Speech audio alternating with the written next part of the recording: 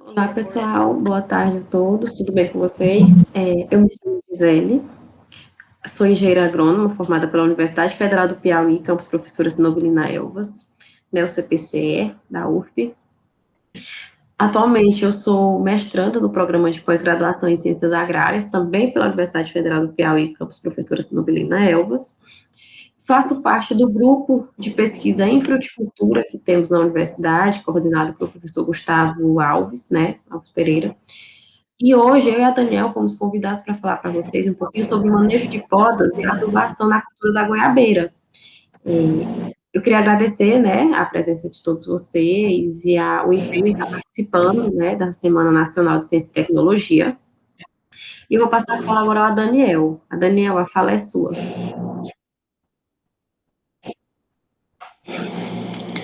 Boa tarde a todos. Sou a Daniel Souza dos Santos, engenheiro agrônomo formado pela Universidade Federal do Piauí. Sou mestre em fitotécnica e atualmente sou doutorando em ciências agrárias, com ênfase na área de fruticultura, e também faço parte do grupo de fruticultura Frutago, né? Quero agradecer a participação de todos, cumprimentar também aqui os professores e toda também a equipe que faz parte do 17ª Semana Nacional de Ciência e Tecnologia. Vamos falar sobre manejo de podas e adubação na cultura da goiaba. A goiaba, ela possui altos teores de vitamina A, B e C. Com isso, ela se destaca, sendo uma fruta muito promissora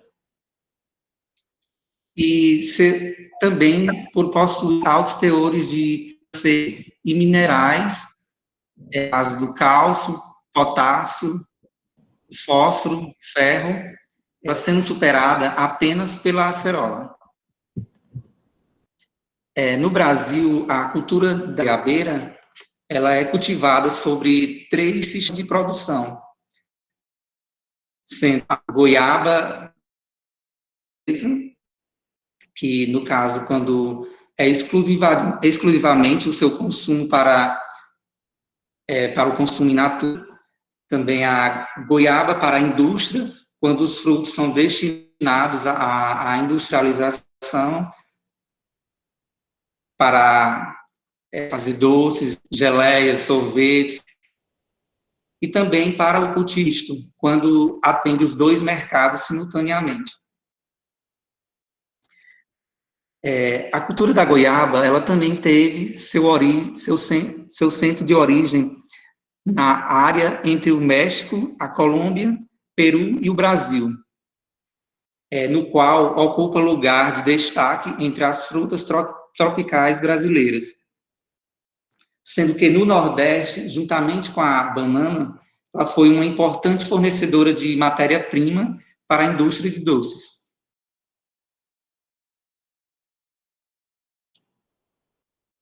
Passando. E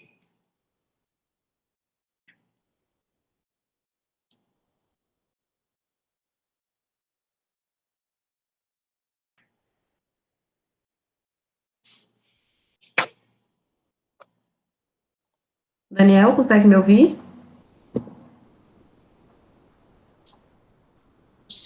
sim. Pode prosseguir. Eu pensei que tinha sido a internet. Pode continuar.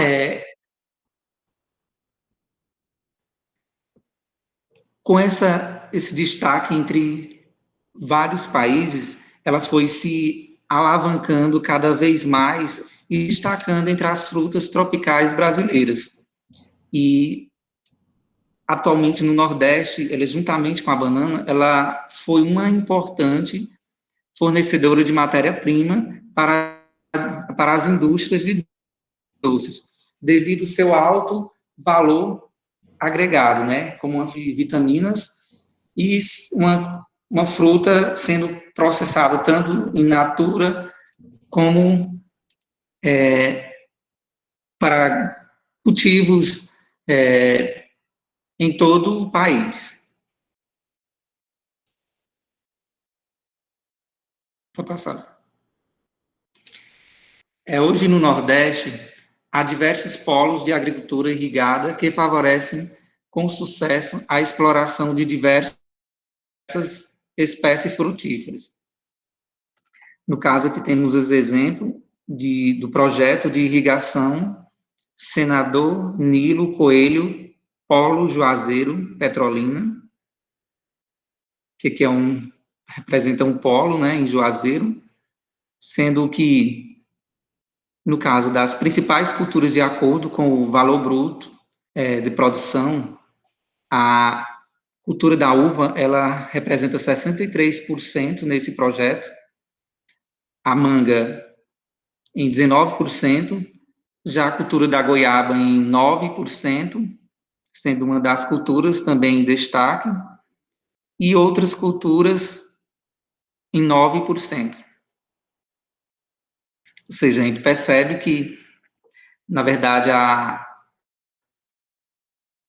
goiaba ela vem sendo um destaque em todo o país, principalmente nos estados de São Paulo, Pernambuco, Ceará, Bahia, que ela vem sempre se destacando, né? São alguns países produtores, né? Como a Índia, Paquistão, Brasil, Egito, Venezuela, Estados Unidos da América, no caso do Havaí, a Flórida, Califórnia, África do Sul, Austrália e Quênia. Ou seja, a cultura da goiaba ela vem sendo destaque em vários países, no qual a tecnologia que está sendo aplicada vem sendo aperfeiçoada e expandindo cada vez mais o seu cultivo, se destacando como uma cultura muito promissora mundialmente. Passar.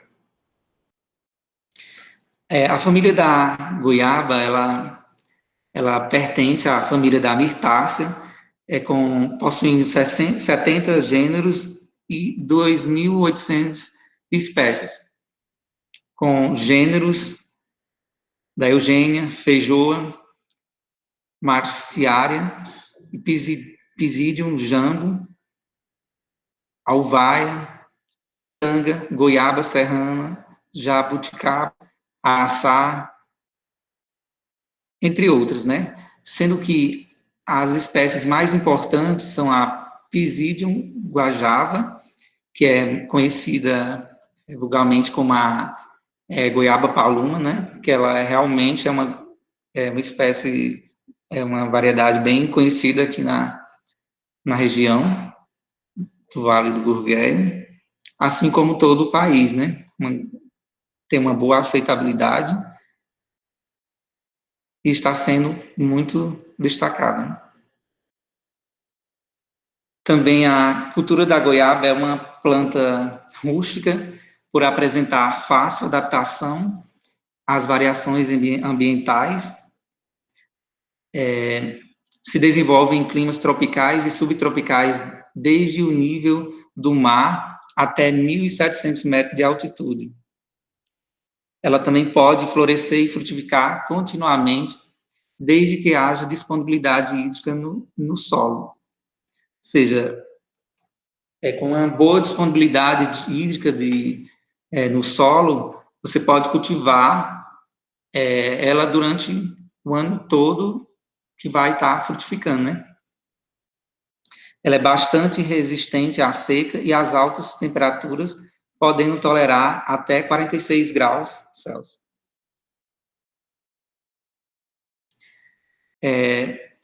Quanto à temperatura ideal para o seu desenvolvimento e frutificação, fica em torno de 23 graus Celsius a 28 graus Celsius.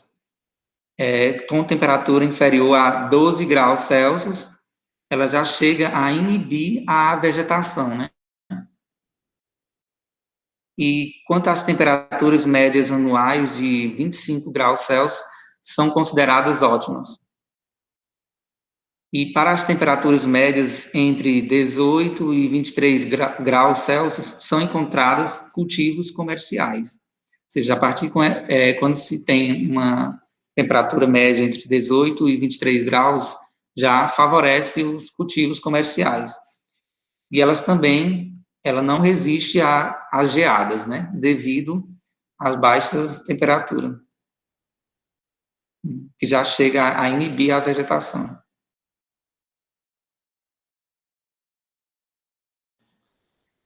Quanto à topografia, ela ideal que seja plana a levemente inclinada. E os solos são cultivados em solos areno-argilosos, profundos, bem drenados, ricos em matéria orgânica. Os solos pesados e de drenagem lenta devem ser evitados. Também, no caso, é importante avaliar também o pH, que deve estar na faixa entre 5 e 6,5, que seria a faixa ideal para o cultivo da cultura, né? Quanto aos resultados de pesquisa, indicam que a goiabeira é moderadamente tolerante ao estresse salino. Vou passar.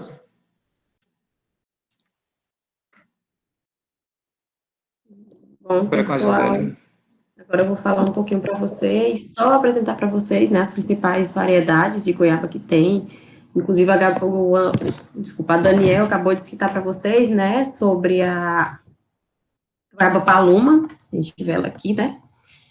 A gente tem a Pedro Sato, tanto ela sendo lisa quanto rugosa. Temos a cumagem rugosa, a planta rugosa, que é vermelha, quanto e a lisa branca, né. Tem uma cascuda de pariquera, açu, a chinesa, a sassalca e a tailandesa.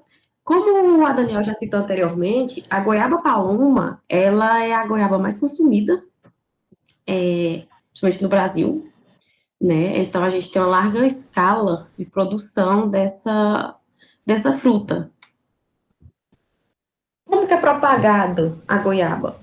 Como a maioria das plantas, né, principalmente das frutíferas, ela é propagada tanto via seminífera quanto quanto vegetativa.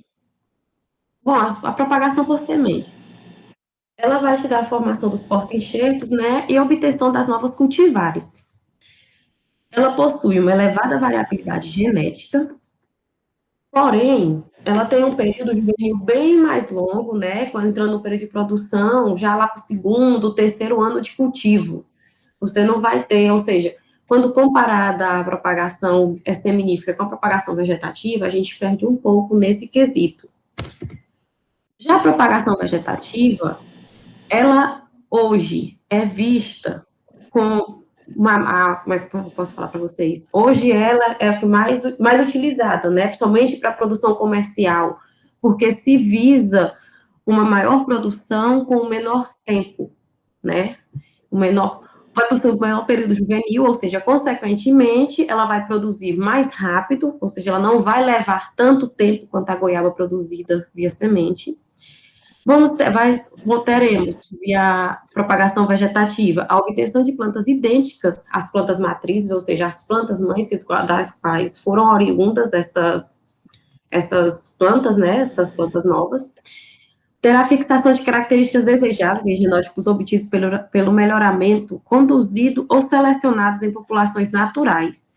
Ou seja, a propagação vegetativa, ela te permite selecionar, vamos dizer assim, né, genótipos desejáveis, para que possa ser usado no melhoramento. Por exemplo, eu vou fazer pegamento de goiaba, fazer propagação de goiaba por via vegetativa, digamos, por estaquia. Eu vou escolher os ramos mais vigorosos, que tenham a estaca que tenha uma gema com maior vigor, então que você sabe que ela vai ter um pegamento, que ela vai ser mais vigorosa, né? Bom, quais são as vantagens da propagação sexuada?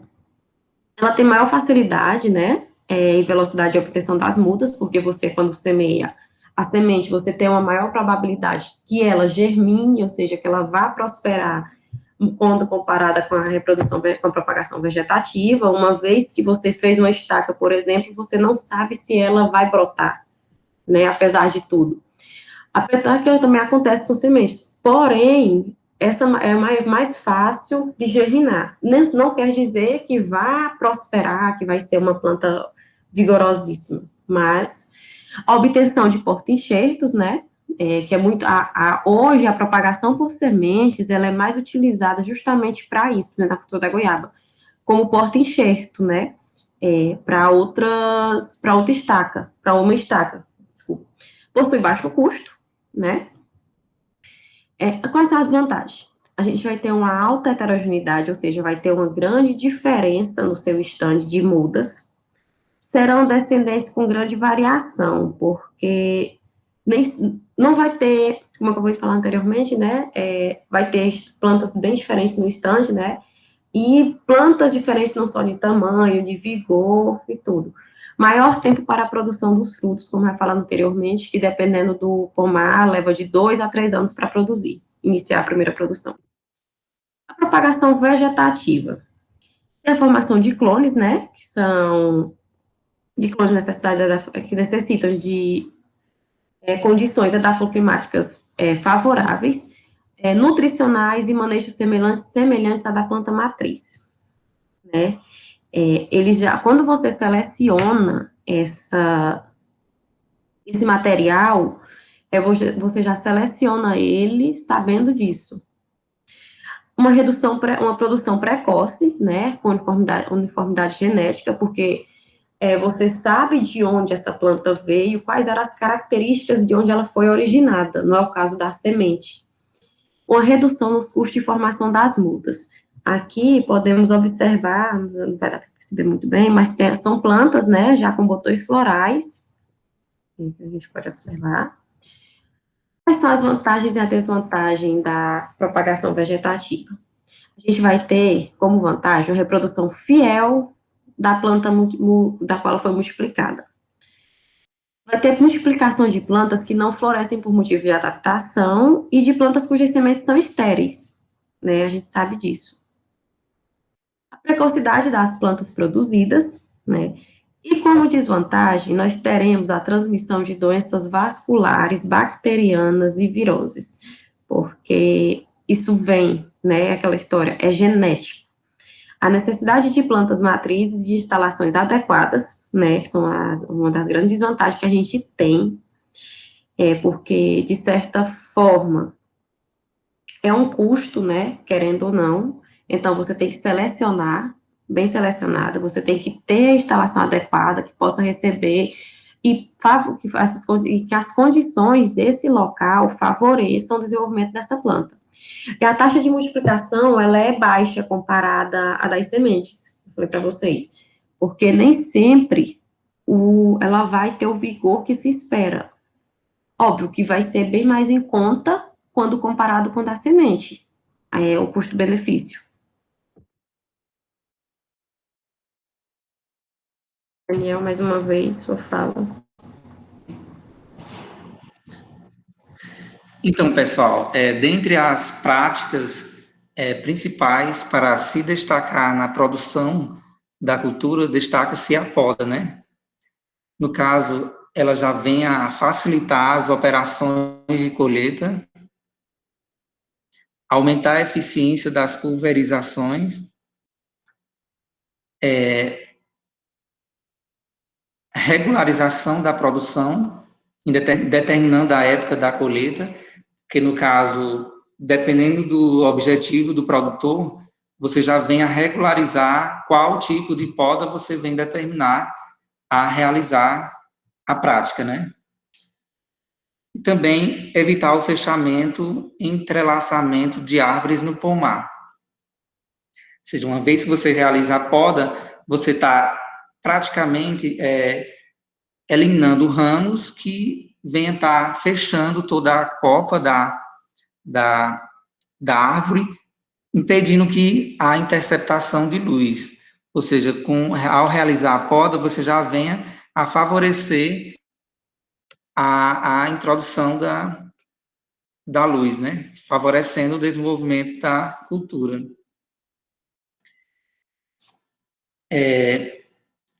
Antes, ao iniciar a poda, tem alguns passos que é importante você levar em consideração de forma em sequência.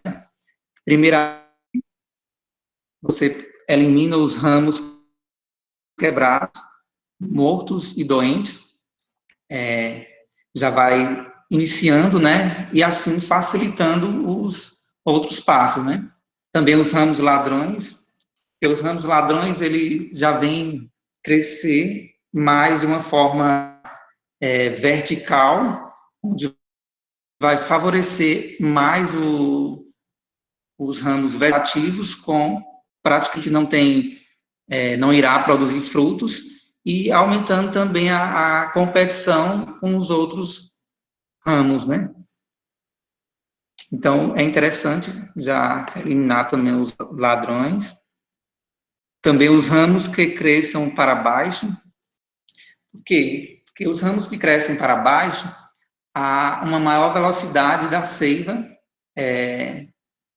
elaborada, né? Que isso faz com que também os ramos, eles cresçam mais vegetativamente, sem nenhuma produção de frutos e de flores. E também os ramos que cresçam em direção ao centro da planta, ou que se cruzam na copa. Porque isso está fazendo com que impeça esses ramos, eles de mais a interceptação de luz, né? E também os ramos que vêm a se cruzarem, eles vêm estar comprometendo o desenvolvimento dos outros ramos, que até mesmo produtivos. Os ramos que, por estarem encostados, se atritam com o movimento da planta, né? Ou seja, esses ramos que eles vêm a se cruzarem, ocorre devido a o atrito que vem a ocorrer, isso já vem a comprometer a parte vegetativa, né, da planta, né, no caso, os ramos. Tá? E também, no caso, os ramos remanescentes são encurtados dependendo dos fatores que o pomar é submetido. Porque no caso desses ramos, eles vão ser encurtados dependendo qual o objetivo da programação que o ser de interesse do produtor. Venha sabendo se a área ela for irrigada, praticamente você pode optar por uma poda contínua, ou se não, no caso, dependendo do objetivo, né, pode também uma poda drástica.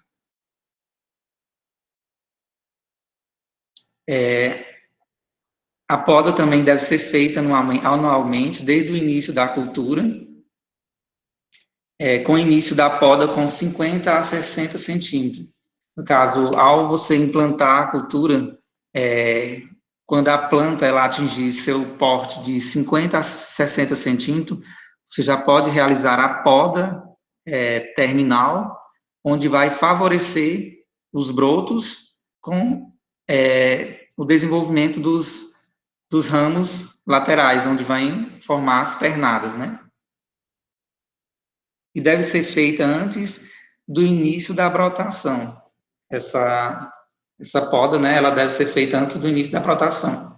Porque no momento que você vem a realizar essa poda após a gema terminal, ela já vem a favorecer os ramos laterais, né?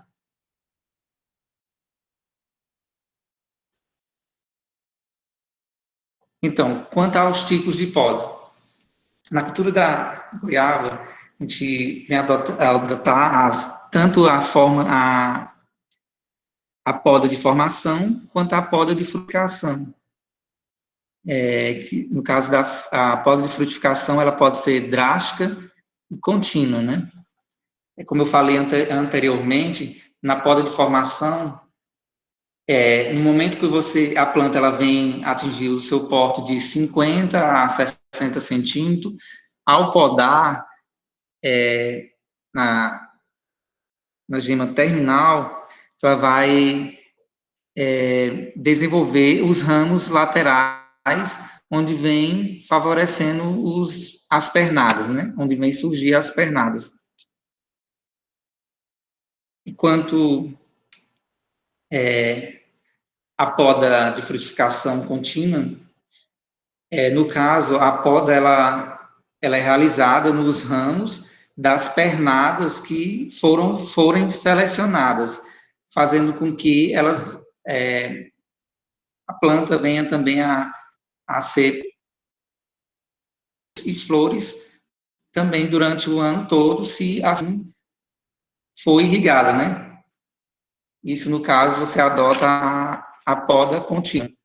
Já no caso da poda drástica, no caso, ela é realizada em todos os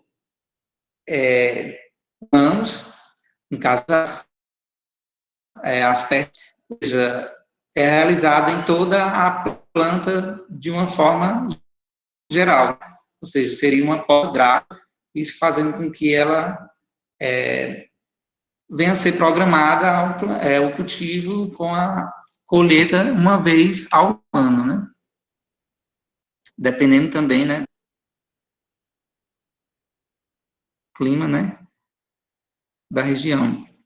Uma das diferenças também, né, da poda contínua para a poda drástica, é que a poda contínua também, ela favorece mais uma incidência de pragas e doenças, né, devido à frequência ou à realização da poda dos ramos que já foram produzidos frutos e flores antes, já faz com que induz, nesse mesmo local, fazendo com que há uma incidência na próxima realização da poda, né, da outra safra. É importante deixar, a partir de 30 centímetros do solo, de 3 a 4 pernadas, distribuídas de pontos diferentes do tronco. Ou seja, a partir do momento que você vem plantar a cultura, passa uma média de 5 meses, por exemplo, você realiza a poda com 50 a 60 centímetros, ela já vem brotar, surgindo as pernadas, né? Que é interessante você deixar de 3 pernadas, de acordo com a arquitetura, né, da planta. E após 5 meses, fazer a poda de desponte a 60 centímetros do solo para estimular as brotações laterais. Também se faz podar e amarrar os ramos para obter uma copa em forma de taça aberta, né? Que esse é o objetivo da poda de formação, ou seja, melhorar a arquitetura da planta, deixando também em forma de taça, né, aberta, para fazer com que favoreça a interceptação de luz, melhorando assim o desenvolvimento da planta.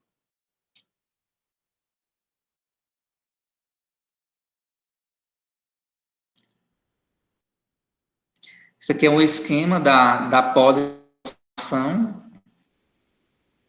Como eu falei inicialmente, né, ao implantar a cultura, né, a planta, ela vem aquecer o tutoramento, que é nesse momento que ela vem atingir os 50 a 60 centímetros, onde você vem realizar uma poda no ápice terminal aqui, logo em seguida, ela vem favorecendo também os ramos laterais, onde você vai realizar o desponte de alguns ramos, principalmente nessa parte basal, né, inferior. E aqui, nessa outra imagem, Você já vê a poda de formação com 4 a 5 pernadas. E aqui já é o momento que já vê a abertura das pernadas, que logo em seguida vem a poda de formação para o crescimento lateral industrial.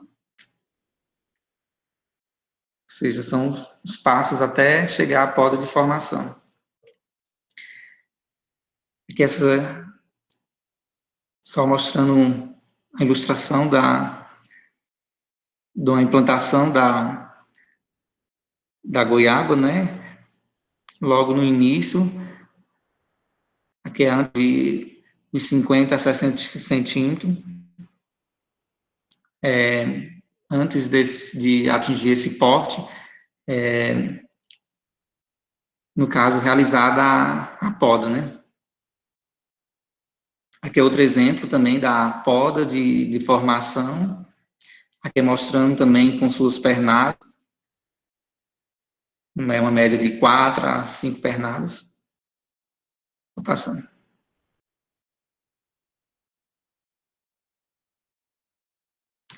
E quanto à poda de frutificação? Podar 5 meses antes da poda da época de melhores cotações ou na época desejada. No caso da poda de frutificação, temos a opção de fazer a poda drástica ou a poda contínua. Isso vai depender do objetivo do produtor, né? E também das condições que, por exemplo, se for uma área irrigada, no caso, é interessante também você adotar o cultivo contínuo. Isso também vai de acordo com a época de interesse da colheita. Se você analisar o mercado, como é que está, todos esses fatores, né? Podar os ramos que produziram na última colheita para estimular as brotações dos ramos produtivos, os ramos verticais, os voltados para dentro da planta, os sobrepostos e os próximos ao solo. No caso da poda de frutificação, sempre no momento de uma safra, após uma colheita e outra, é interessante que espera-se no mínimo 30 dias, que é o período ideal para realizar uma outra poda contínua, né?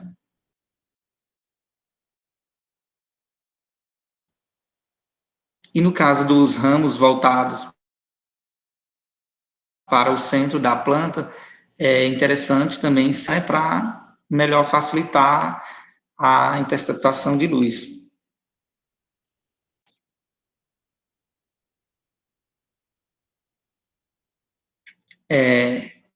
Então, ela ocorre de 49, o pegamento dos frutos ocorre em torno de 70 dias após a poda. E suspender 29 dias antes da colheita as adubações nitrogenadas, evitando a redução da resistência dos frutos. E a colheita começa 135 a 150 dias após a poda de mercado e se estende por 30 dias.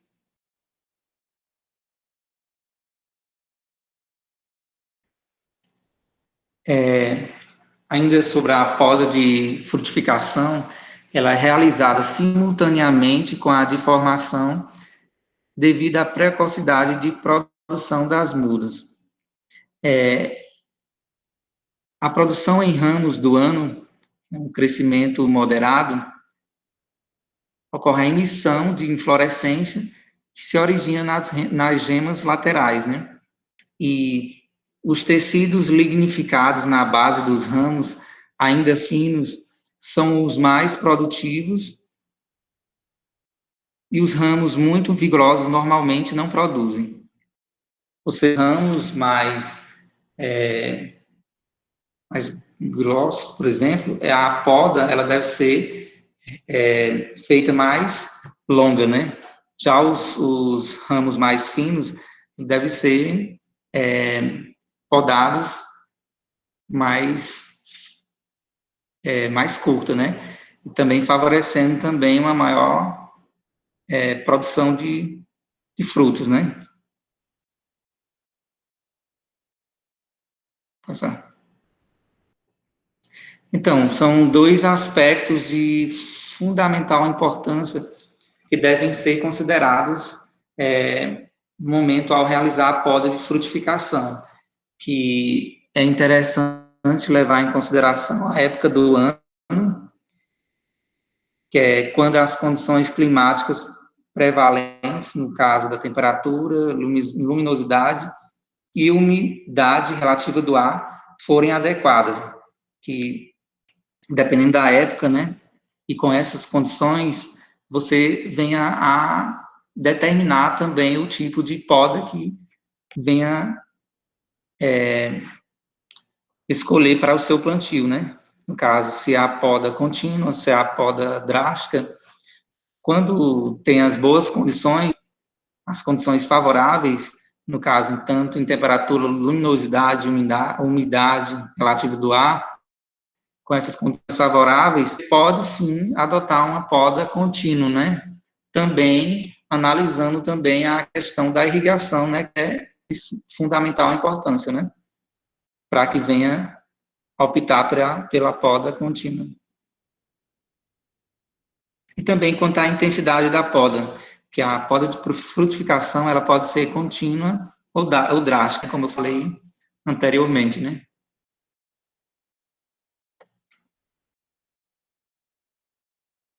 Quanto à poda drástica, ela consiste no encurtamento simultâneo de todos os ramos do ano, 30 dias após a colheita.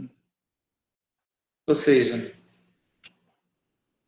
uma poda drástica, ela é feita encurtando todos os ramos simultaneamente em toda a arte da planta, né? Em toda a planta, que diferencia, né, da poda contínua, né? E também a poda drástica, ela representa a poda total da planta numa mesma ocasião, ou seja, na mesma ocasião você vem a realizar a poda, encurtando todos os ramos simultaneamente. Aqui mostra os ramos que foram podados, que foram todos os ramos, né? Esse aqui é o exemplo da poda drástica. E quanto à poda contínua, vou passar. Quanto à poda contínua, são constantes repasses feitos dentro do pomar quando é realizado o encurtamento dos ramos produtivos. Quanto aos ramos primários, que já foram produzidos, devem ser encurtados 30 dias após a colheita. Então, o que diferencia da poda drástica? No caso da poda contínua, vai selecionar os ramos que já foram produzidos e que houve o florescimento também nesses ramos, para que você venha podar, selecionar esses ramos para favorecer a colheita durante um ano todo, né? Por isso, no caso, se escolhe a poda contínua.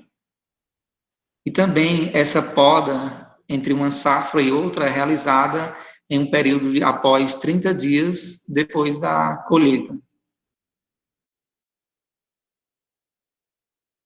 E o período necessário para conferir uma ação e frutificação adequada, né?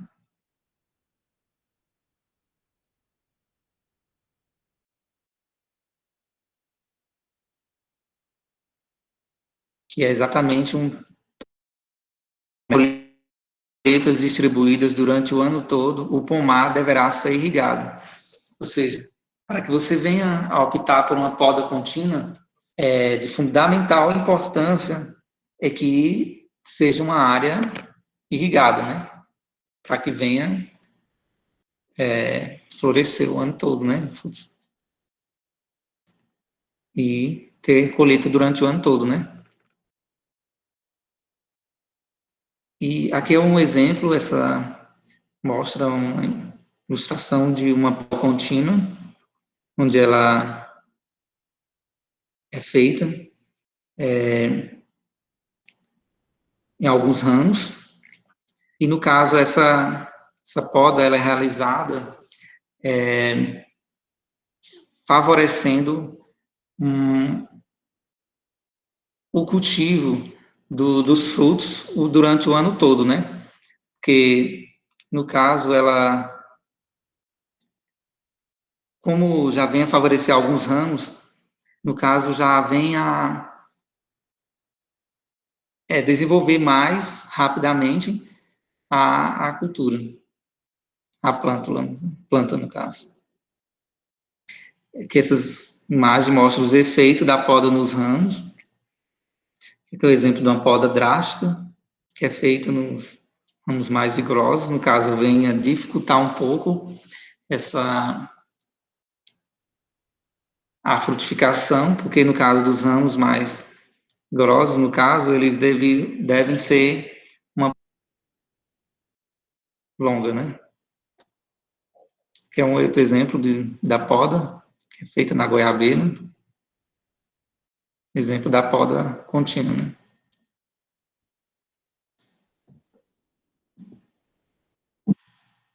Bom, agora eu vou falar um pouco para vocês sobre o manejo da adubação, né, como é feito na goiabeira, na cultura da goiaba.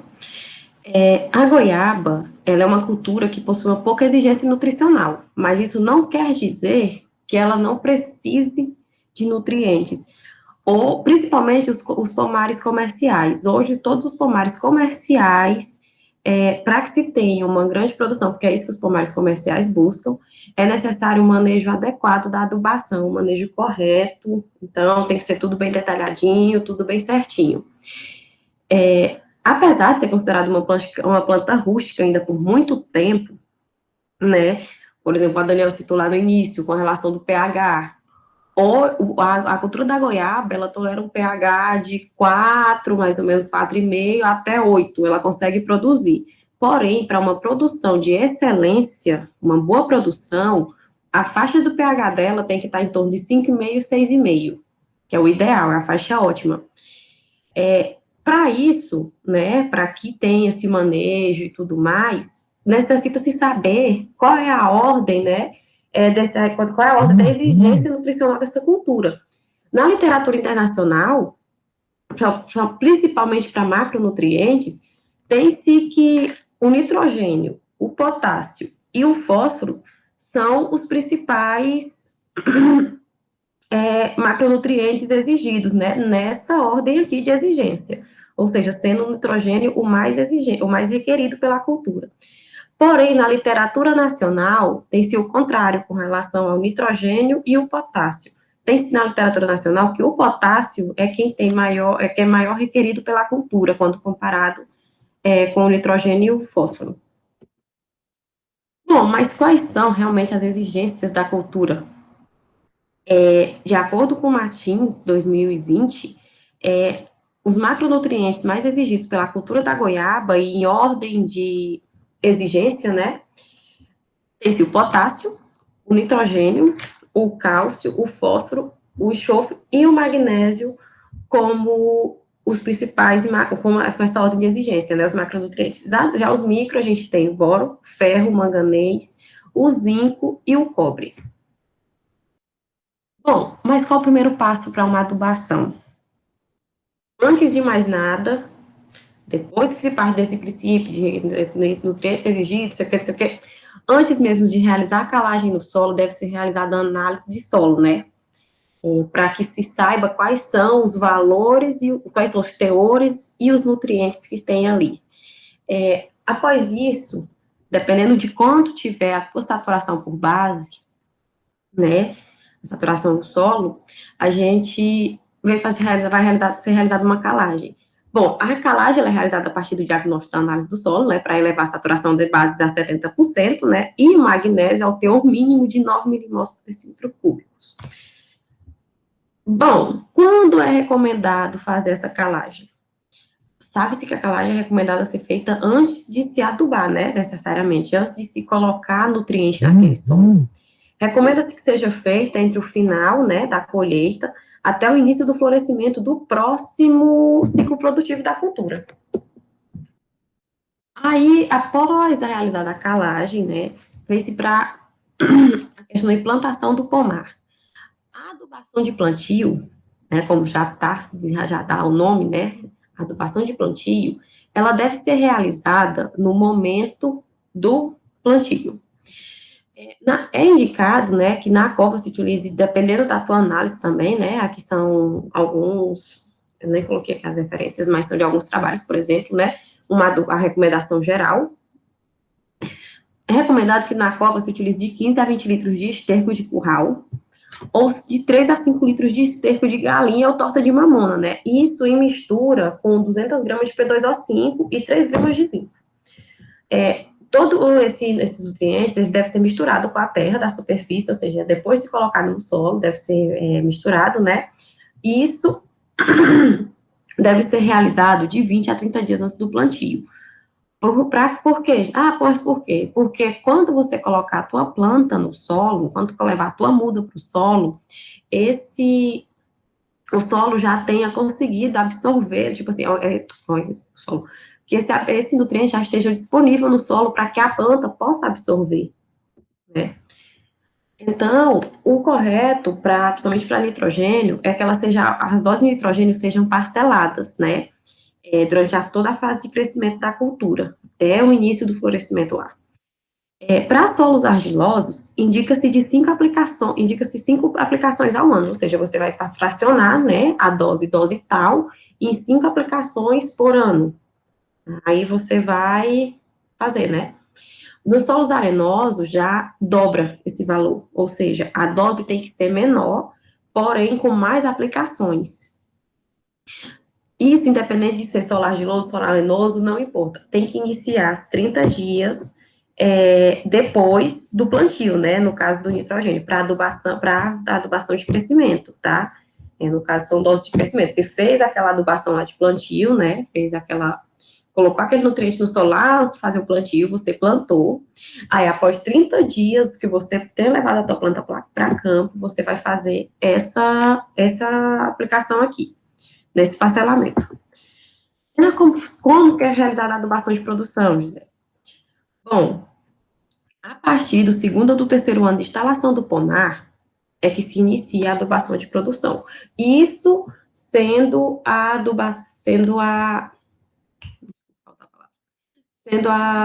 muda oriunda de semente, no caso, que é o que ela leva para produzir, que é a adubação de produção. Ou seja, você vai iniciar a sua adubação de produção quando a sua planta estiver perto de produzir, né? Segundo o IAC, deve ser aplicado de acordo com a análise de solo, né? A gente já falou isso, por ano de idade e por planta. É indicado que seja 70 gramas de nitrogênio, de 40 a 100 gramas de P2O5 e de 20 a 50 gramas de K2O. Independente,